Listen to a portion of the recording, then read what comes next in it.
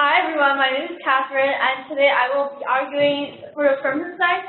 We believe that more marine protected areas, also called MPA, should be designated by the U.S. federal government. And first, before we start, we'd like to give you some examples of what MPAs look like. So some examples include marine area, intertidal area, and mangrove forest. And there's a whole range of restrictions on MPA. It is not just simply very restrictive. It varies from wildlife conservation, such as no take of the wildlife, no human access to national parks, and all the way to sustainable use of natural resources and sustainable fishing practices. So what do we mean by more MPA? We feel like there should be more effective areas designated as MPA by the U.S. federal government. And we disagree that the amount of MPA should be reduced. And so our first argument is, why should we support more MPA protection under the U.S. federal government? Why not the state government or the local government? Well, this is because federal government has authority over individual citizens, corporations, and the state. So, for example, when a local or state law disagrees with the federal law, the supremacy clause will apply, and then this basically means that the federal government wins every time. And the federal government's role is to protect public interest, and one of the important public interests is environmental preservation. This is important for the public because by preserving the environment, we ensure that we have accountability to our future generations, and we will have secure food resources. Yes? How do we know that the federal government will make the right decision when it comes to overriding state or local governments? Okay, thank you for pointing that out. This is because federal government it has a role to protect the national interest because they are designed to protect the United States. For example, a lot of people are voted into office, so they have to maintain the voting amount, and that's why they have accountability to the public. Okay, and so federal government currently do regulate fishing, oil, and gas extortion from MPAs. However, they are not necessarily banning them. Less than 1% of the U.S. water prohibit all types of extractive activities, and as of 2014, only 2% of the world's ocean are classified as MPA. One may argue that by the preservation of MPA may come in conflict with economic interests. However, this is not true because first, the vast majority of the ocean is allowed for commercial activities, and second, MPA actually generate profit over long term because there is preservation for the fishing stock, and tourism is extremely profitable, and it stimulates the local economy. Of course, not all MPAs are suitable for tourism because many parts of the ocean has very delicate biodiversity. However, MPA serves as an important platform for fishing ground. That the world fish catches is actually declining. According to WWF, 2/3 of the world's fishing stock is in jeopardy of declining, and they are being overfished. The UN Food and Agriculture Organization has estimated that 70% of fishing population is fully used. So we have a crisis in the world right now, and MPA serves as a way to reduce this crisis by allowing fish to have a breeding ground and restock the population. And we just want to also emphasize coral reef fish. Currently, only 0.01% of the world's coral reef is effectively protected under MPA. And by increasing the amount of MPA, especially for coral reefs, it serves as an important breeding ground for tropical fish and for food resources. Currently, 30% of the world's coral reef is already damaged, and approximately 60% of the reef will be lost by 2030 if actions are not taken to recover and protect them. That's why it is very important to expand the amount of MPA available and to enforce this law. Thank you very much. Hi everyone, I'm Dave, and I'm going to be arguing on the opposite side. My team does not believe that we should add more marine protected areas. The federal government should not add more marine protected areas into U.S. waters. We don't believe that MPAs are as effective as our opponents make them out to be. They simply have not produced the tangible conservation benefits that they have described. For example, there's a marine protected area in Peru, the Paracas Bay Marine Area, and it's been a marine protected area for many, many years and has recently become a dead zone. What this shows is that these marine protected areas aren't as protected as our opponents claim they are. So when you have a marine protected area, it's essentially an imaginary line drawn in the water. Pollutants and other chemicals don't have a way of knowing where these lines will be drawn. Yes? How does Peruvian and American policies on marine protected areas differ, and how might this impact the effects? That's a good question. I'm not sure how they differ in terms of enforcement of the marine protected areas, but when it comes to pollution, it doesn't really matter how well you protect a single area if there's dumping allowed in other places. The pollutants can simply spread very easily through the water. Somebody have a question over here? Yes, I do. Yes. So, how do you know that the dead zone is caused by MPA? Well, it's not caused by the MPA, but what I'm saying is that the MPA isn't as effective as preventing ocean dead zones as you've made them out to be. How do we know that the MPA came first before there was a dead zone? Because it's been an MPA for many, many years. It was actually, it's a very old MPA apparently. All right. So I want to talk about how they don't provide tangible conservation benefits. So, like I said, these don't have any sort of physical barriers, and there's no way of protecting these fish from fishermen if you don't have a good way of enforcing them.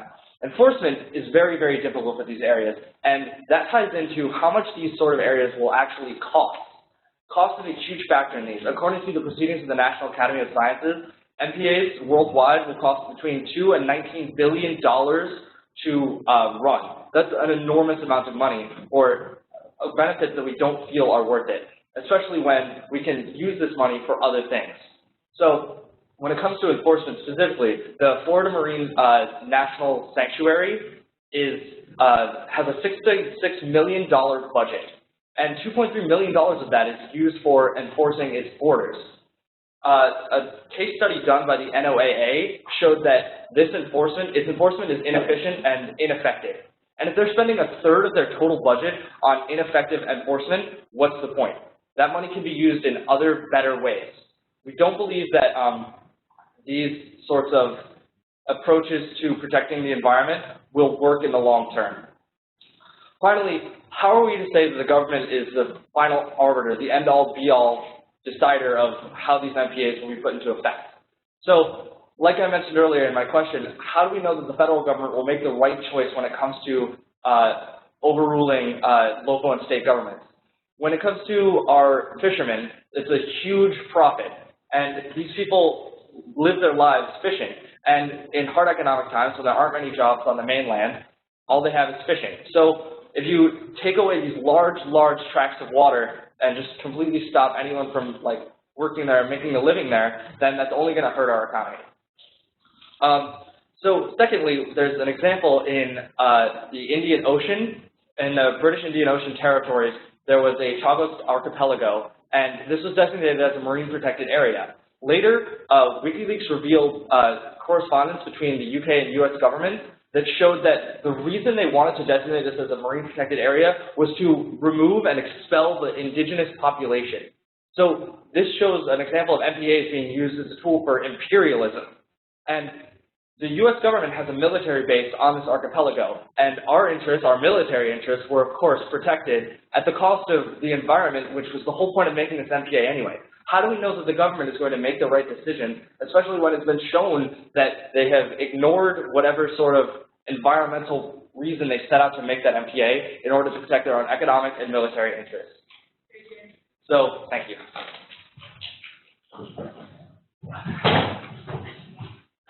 Hi, I'm Lauren, and I will be expanding on my partner's arguments in light of some of the claims that my opponent has made. My partner has already laid out our basic arguments.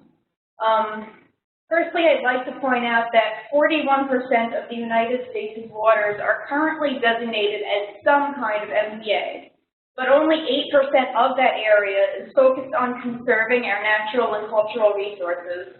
It is important to note that, yes. then what's the point of having that much land designated as an MPA? I'm getting to that. It is important to note that there is a huge variety in the purpose of MPAs and regulations placed on MPAs.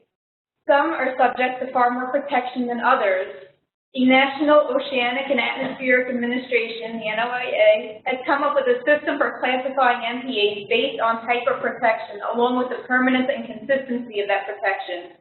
92% of MPAs are classified as uniform multiple use. This designation means that a variety of human activities are allowed, including extraction of fish and natural resources. There may be some restrictions on specific natural resources, so that is the purpose of those areas. But for the large part, extraction restrictions are low. When I say extraction, I'm referring to the removal of marine life and other natural resources in that area. Now, what about the other 8% of MPA area? There are a variety of designations put in place by the NOAA. Some are designated as no-take, which means absolutely all extraction of natural resources is prohibited, but human activity, even activity that may be potentially harmful, is allowed. Some are no impact. This is a step up from no-take protection. This prohibits all activities that may be harmful. And the highest level of restriction is no access. And these zones prohibit all human activity, period. 7% of MPAs are no-take, while no impact and no access zones make up less than 1% of MPA area. As for the consistency of protection, some areas are only designated as MPAs during certain times of year, while others are more permanent. Some areas are meant to protect an entire ecosystem, while others are meant to target a single resource, habitat, or species complex. For my opponents to complain that all MPAs are a waste of money is completely ludicrous. There is actually very little data available about how much MPAs of various classifications cost to run. Also, for my opponents to complain that MPAs aren't effective at all is just as ridiculous of a claim, especially considering the fact that most MPAs have weak restrictions to begin with and just need better enforcement. But, yes. Would it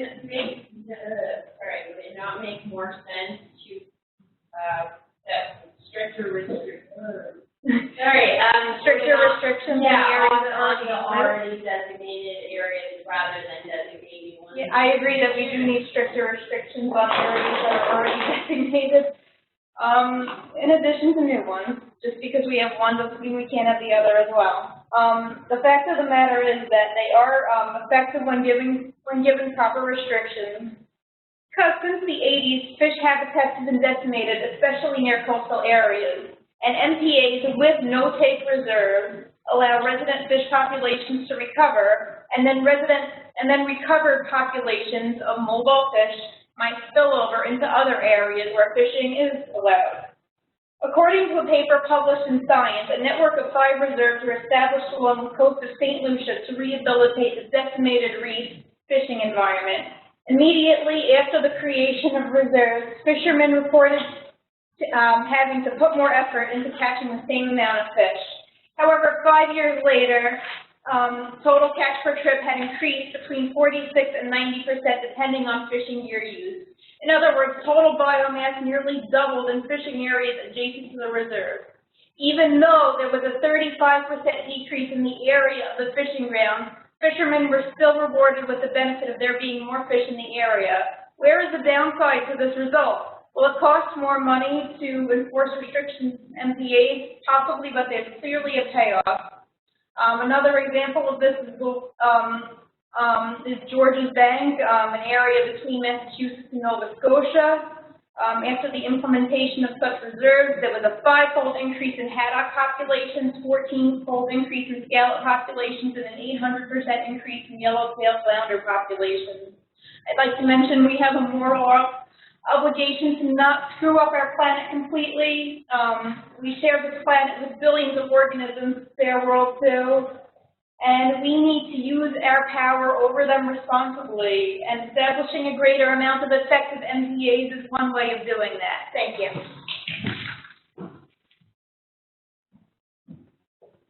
Hi, I'm Ima, and I'm going to expand upon the points made by my partners. So just to expand on some of the alternative solutions we propose, first of all, we want to impose stricter fishing regulations. Now, these regulations would not only affect the tiny area, it would affect all of the shores. So they would actually, we think, would have more of effect because it would not only reduce fishing in a small area, it would expand to larger areas. Also, we need to find better fishing solutions. We need to research into different fishing methods that reduce bycatch. Because right now, the current fishing methods we have not only catch fish that we want, such as tuna and salmon, we are catching a lot of other things like dolphins, turtles. We need to find ways to reduce this. Also, we propose greener energy, such as solar power and wind power, because carbon emissions are currently leading to ocean acidification, which is threatening coral reefs, a problem which would not be solved simply by putting down an MPA. Also, we need to reduce runoff from farms, especially in sort of the Midwest area where corn production is very large, because this runoff is currently actually leading to one of the major dead zones in the Gulf of Mexico. So this is another threat that needs to be resolved if we want to have a major impact on the ocean. Another good solution is a good model for sustainable fish farming is the small fish farm off of the southern Spain. It's called Veta La Palma. This is a very good ecological model. It is a reformed marsh, which is now using a fish farm and bird sanctuary. It approximately houses about 200 different species of birds and is also very effective. It has completely reversed previous ecological damages that exist there when the marsh was originally destroyed. So we need to have more examples such as this. Furthermore, we just need more research, because without research, even if we do have more MPAs, this is another question I posed to my opponents, is how do you know where you are placing these will be effective? One of my best examples is the Hawaiian monk seal, which is something that they were trying to protect and was a very endangered species. They did place an MPA close to shore, which was the supposed feeding ground. However, after further research, we realized that this is not where they fed, so the MPA was completely useless in protecting the desired species. Furthermore, if we do want to protect species, we need to imply regulations that protect species and not the area, because many of these animals will migrate, so protecting them in one small area will not help them in their overall progress. Furthermore, there's also, furthermore with coral reefs, not only is fishing a threat to them, such as collateral damage from dredging, also the pet trade, which uses practices such as cyanide and dynamite to collect both corals and fish, which are very, very destructive methods. So I propose that there need to be more coral breeders and researchers discovering how to breed these so we do not need to collect them constantly from the wild. For instance, I would suggest for supporting this one program called DIBS, which is a program specifically designed to help figure out how to breed in captivity many different species of invertebrates. However, currently this program solely operates on the money of the personal income of its participants. However, with funding, I do believe they would be able to discover many, many different ways to captively reproduce different organisms. They've already successfully reproduced shrimp, corals, snails, many other species that are under threat. So I do believe programs like this could use more funding, which would help protect more resources.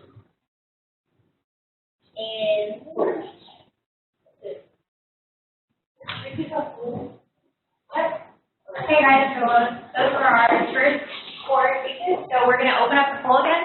See if any of you have changed your answers. So if you have your smartphones on you, please get them out, and we will do another poll everywhere. So I'm going to keep the same one up. I'm going to grab my phone.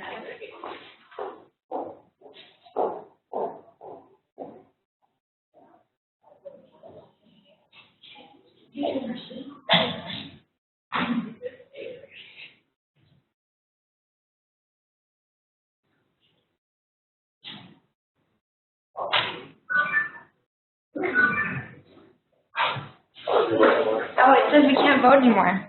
Well, I'm a silly woman. Okay, so I'm going to start up a new poll really quickly. Thank you, Dr. Sarvery, for introducing me to Poll Everywhere. Okay. And so we're just going to get this one set up. Ooh, Poll Everywhere. All right, guys, so a new set of phone numbers. So before it was 11 to 5, so let's see how we're doing now.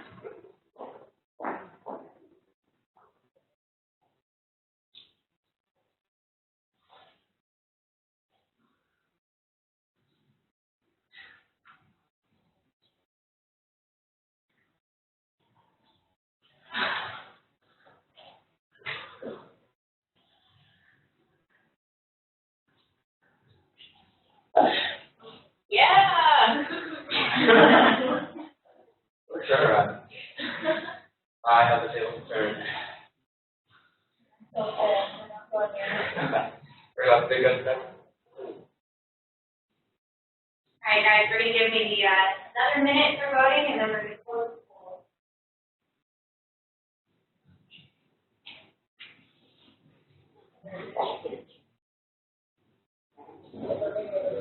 Okay. Well, thank you, debaters. Maybe you want to hide your eyes from that just so that, you know. Okay.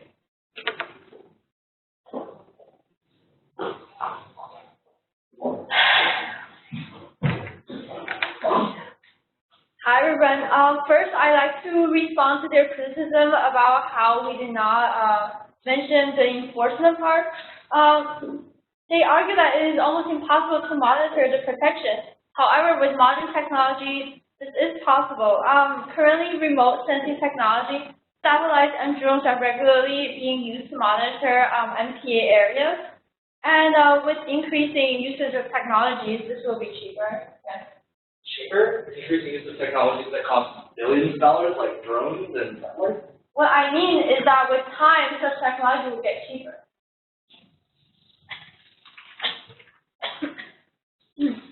Okay, and also, in response to their claim of the Peru dead zone, we don't know. They did claim that MPA was placed in before that it became a dead zone. However, we don't know if this is caused by the MPA in placement or the lack of enforcement, since they said that it was placed many years ago. The dead zone that is in Peru was caused by the overfishing and the processing of fish that led to excess pollution. It was not due to a lack of food. Okay, thank you for the comment. And they also said that fishermen do not like MPA, and this is understandable because it hurts their short-term economic interests. However, over long term, this actually benefits the fishing industry because MPA could serve as areas for fishing breeding ground and therefore conservation of fishing stocks. And also they mentioned that MPA serve as a tool for imperialism. Such claim is very far-stretched because this could be just an exception. It is not the norm. Most of the MPA in place are not in place with the intention to control the local population or expand colonialism. So that argument is very questionable. And as for their alternative enforcement and solutions they have proposed, we do agree that there should be better fishing enforcement and research should be looked into better fishing methods. And also we agree that green technology should be used to reduce ocean acidification. However, all of which takes time and money, which is very important because right now they argue that MPA takes a lot of money. However, research takes even more money and more time. And also, we don't know, also like in terms of global warming reduction, this is an international effort. It is not just a U.S. domestic effort that could solve the problem. And so it is very difficult politically to enforce green technology onto other countries. And also, furthermore, this asks us the question of how does the United States have the power to make sure other countries follow the energy guidelines. And they mentioned that coral reef breeder could potentially reduce coral harvest, and this may be true. But however, if there's no protected area such as MPAs, how would a wild coral reef grow? How could we protect species without giving them habitat to live? So overall, we agree with many of their alternative solutions that they have proposed. However, our old argument was that there should be more effective and larger amount of MPAs, which we still hold. Yes. You mentioned that species can survive once they get some habitat to grow. Like, you also cited before that only 2% of the ocean is protected by marine protected areas. So are you arguing that the species that aren't in the marine protected areas right now cannot survive? Of course not. I'm not arguing that. And this saying that by increasing the amount of MPAs, we could better protect species such as coral reef. Yeah. Is NPA the most direct way to help marine ecology? This really depends because sometimes you could just enforce laws to reduce fertilizer overrun and protect a certain marine area. However, like compared with reduction of global warming, NPA is definitely a better alternative because it requires less political collaboration and it is like more direct. Yes. Okay, my time is up, and thank you, everyone. Okay, so I'd like to cover some topics that our opponents brought up and some questions that were brought up.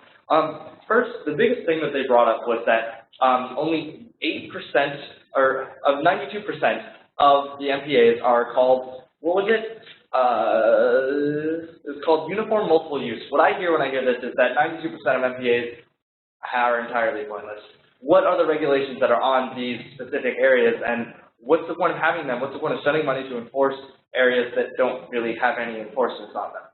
Secondly, they talked about climate change in general, and it's true. Solving climate change is going to be a decades-long, generations-long, lots of money way to solve problems. But we argue that MPAs are a band-aid solution.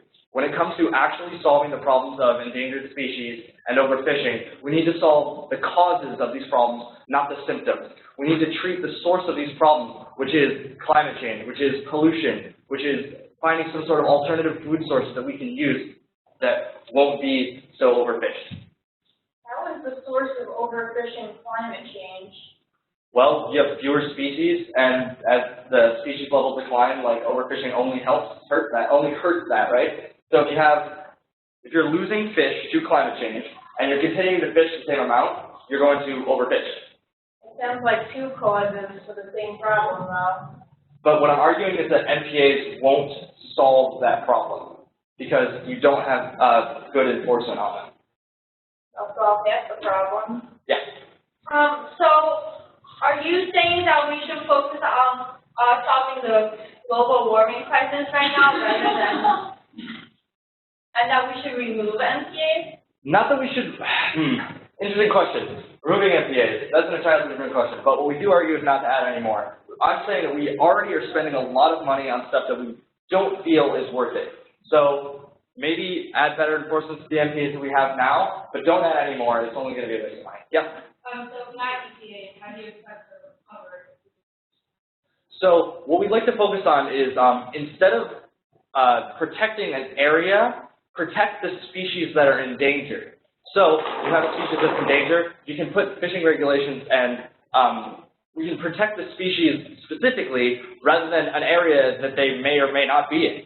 Yeah? You just said fishing regulations. How are you going to enforce fishing regulations? So fishing regulations will also be difficult to enforce, but the point is that MPAs cost a lot more money than any sort of enforcing fishing regulations. So when you find someone who has a fish, that's going to be a lot easier to find than somebody who just like happens to be in some part of the water somewhere. I'd also like to talk about the government as the sole arbiter again is going to be a bad idea. Because when you have only the federal government included in the decision-making process about these MPAs, you're ignoring the fishermen who have a right to be interested in these areas. Because regardless of whether or not this is sort of like a private economic concern, it's still important to us because we're not saying that only money should matter, but that the livelihood of people should be included in the decision-making process about MPAs. We argued before what was the most effective way to stop fishing, and again, that has to do with protecting species rather than using MPAs. So another question that Catherine asked was, what right do we have to police other people's waters? That's a good question, and the answer is that we have a right because fish don't have political or national affiliations.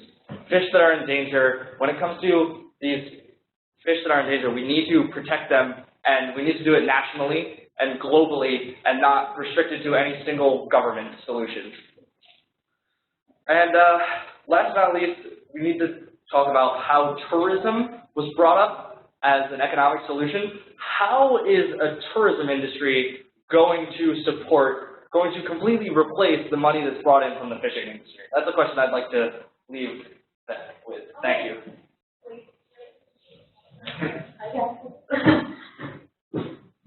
I'd like to first address my opponent's point about tourism that he left off with.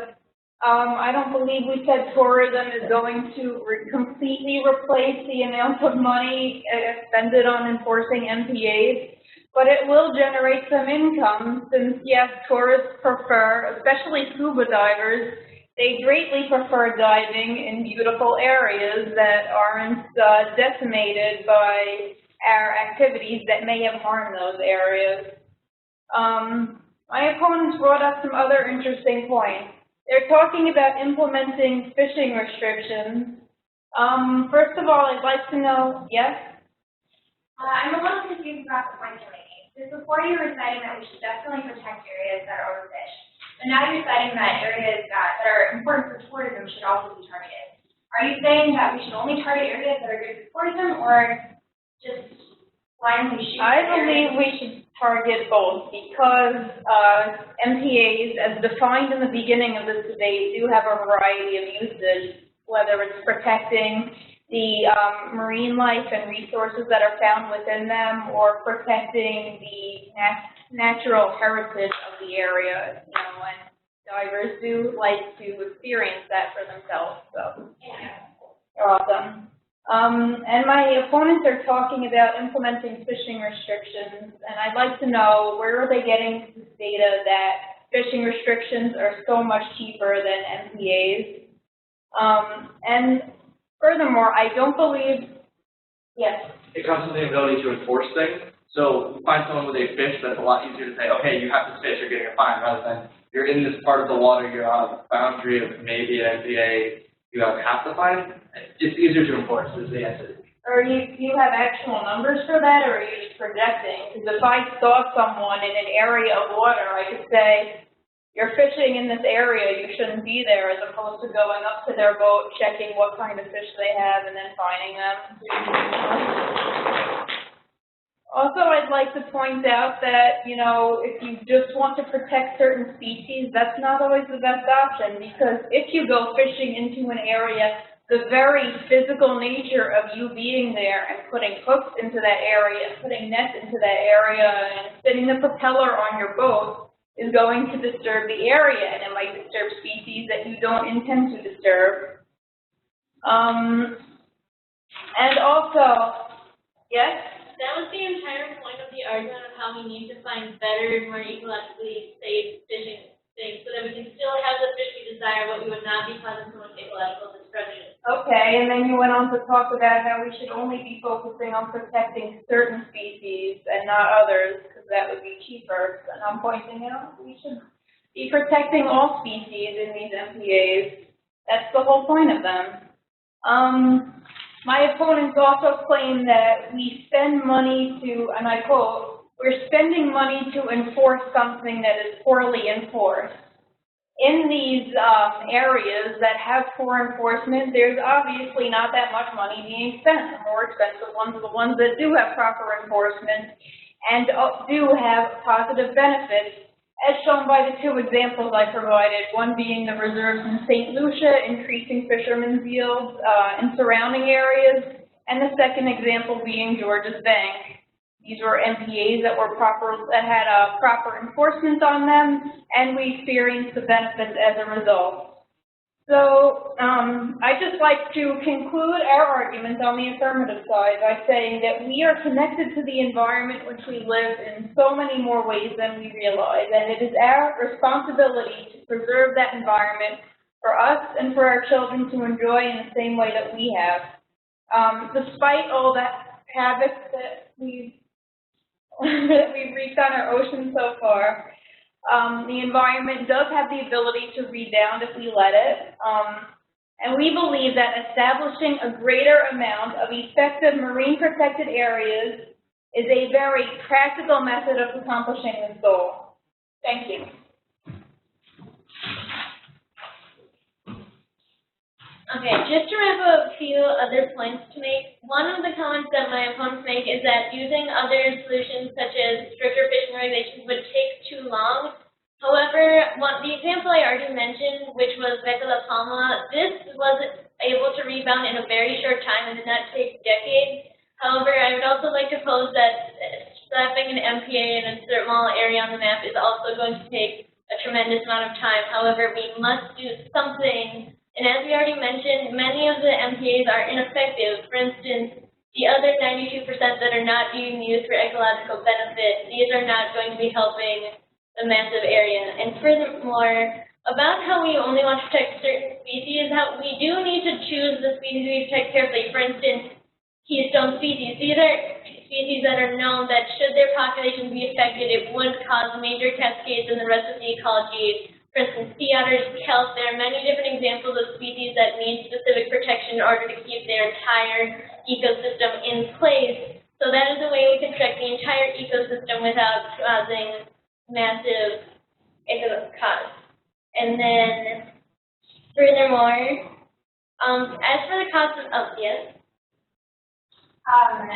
So I agree with the points that you're making, but in terms of the value of marine protected areas for attracting attention to marine conservation concerns, because my impression is that people care more when they hear something about a national park versus hunting regulations. Would you say that's synonymous with marine protected areas and fishing regulations?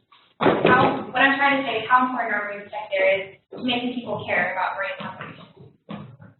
Well, as I do believe that marine protected areas are important for making people care, couldn't we also use this to, instead of making more of the same semi-effective marine protected areas, couldn't we also argue about how we can advocate for improving pre-existing marine protected areas, and that could also spark interest.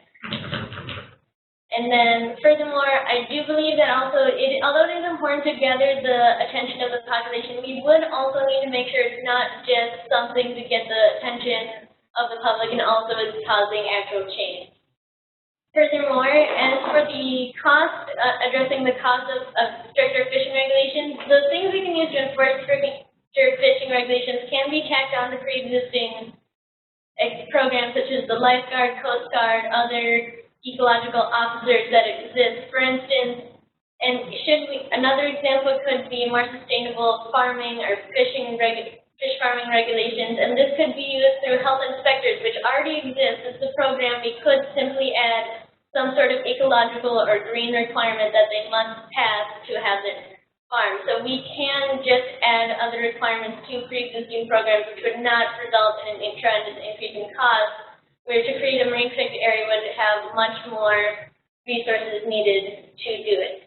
So furthermore, as you've already stated, as many of the marine protected areas are, they are ineffective, and so instead of expanding them, we should work on reinforcing and improving our pre-existing marine protected areas, research, the alternative solutions we already mentioned. Furthermore, education, as Taylor brilliantly bring up, we need to get the interest of the public. We need to put protecting the ocean in the focus of the public through education. This needs to be in the forefront of our minds, and that is definitely important. And also, the MPA would not stop, as we mentioned, this is a global issue. However, an MPA would only have a very small local solution. However, some of the other problems such as global warming, runoff, pollution, many of these other things can carry beyond the coast of the United States. So we do need to address these other issues, for it would not only affect our local fish populations, but the global ones as well. Okay.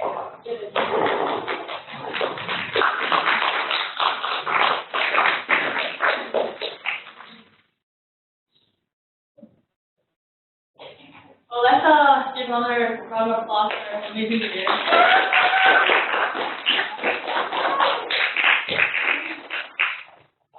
Okay, guys, last poll everywhere. Now I know to make a new one. Oops, that's the wrong browser. Okay. Please stand by.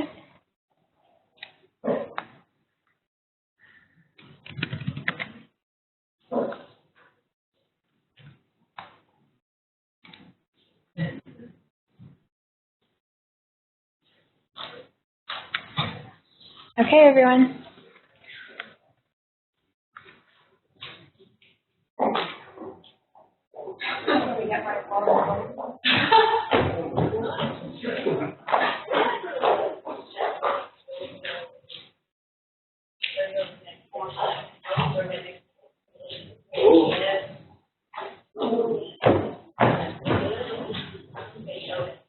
You got you. Oh boy. Oh, boy. Oh, this is like.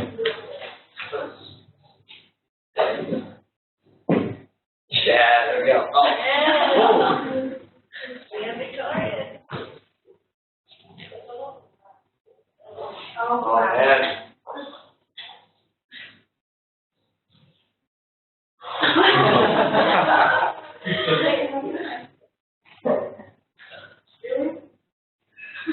There's 16 people in this room, so take that there. Oh no, wait, you don't go. I have a phone, but I don't have on me. Oh. Yeah. If you have a phone, we'd be tied. We're at a technological disadvantage.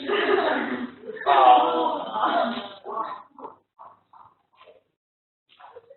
everyone, let's give everyone a hand of applause. And we have this for you.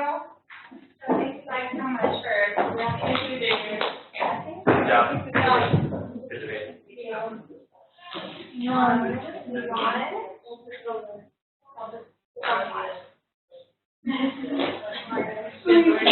You were very good.